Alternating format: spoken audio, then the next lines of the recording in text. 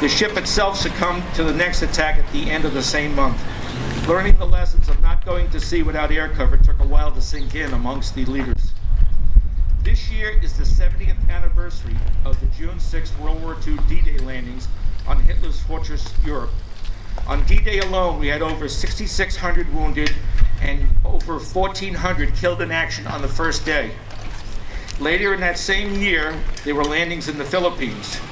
PFC Stewart Carroll was a member of the U.S. Army's 77th Division and was killed on Lady Island, the Philippines, on December 21st, 1944. Both of these men were remembered after World War II by the naming of the Sound Beach American Legion Post on Bayville Drive.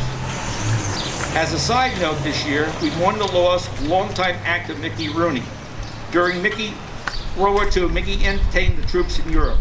During one of these events, he was driven by our own Sound Beach ex-chief Lester Tailman, as he used to tell the story. Lester's been gone a few years now, but he was very proud of the fact that, and he had a picture taken with him and Mickey in the Jeep. On August 4th, 1964, 50 years ago this summer, our country responded to an attack on the naval forces in the Gulf of Tonkin. This action was the beginning of our major involvement in Vietnam. When all was said and done, peace with honor was declared. Over 153,000 Americans were wounded, including many here with us today. How many of those are here with us today that were wounded in Vietnam? Now there's one over there that he's not going to put his hand up. But they all deserve our thanks. Johnny boy over on this side. And whoever else is out there that doesn't want to put their hand up for you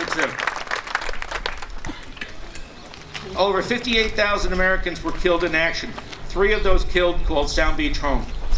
First Lieutenant Joseph DeGennaro died of wounds from a landmine while serving as a military advisor to the Army of the Republic of Vietnam on January 25th, 1966. Later that same year, PFC Bruce Kerndl was a member of the U.S. Army's 25th Infantry Division. He was killed in the Battle of Dao Ting during Operation Attleboro in South Vietnam on November 4th, 1966. 3 years later, Specialist Charles Prchal was a member of the U.S. Army's 1st Air Cavalry Division and was killed in hostilities at Tay Ninh, South Vietnam on March 29, 1969. Bruce and Charlie have been remembered at memorials erected across the street within the Children's Park by Jim Hankey and Mike Basilis, gentlemen sitting here in the chair, their families, and also on Memorial Drive in Mill Place by the high school. And in the North Country Road School that Bruce and Charlie attended, a Mill Place alumni and teacher, Jeff McGuire, has a memorial to Bruce and Charlie in his classroom. People just don't forget certain people. They just have to keep their memory alive.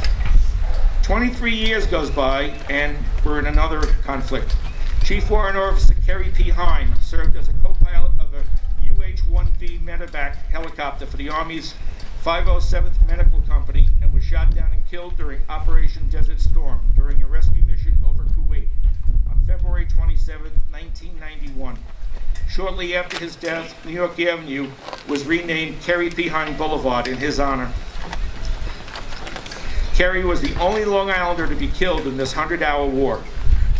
14 years later, Sergeant Peter Hahn, serving as a member of the Army National Guard 256th Brigade Combat Team, was killed by small arms fire in Baghdad, Iraq on May 24, 2005. Our memorial and plaques will always remind people that these men have not been forgotten. Joe Saunders will now play Amazing Grace.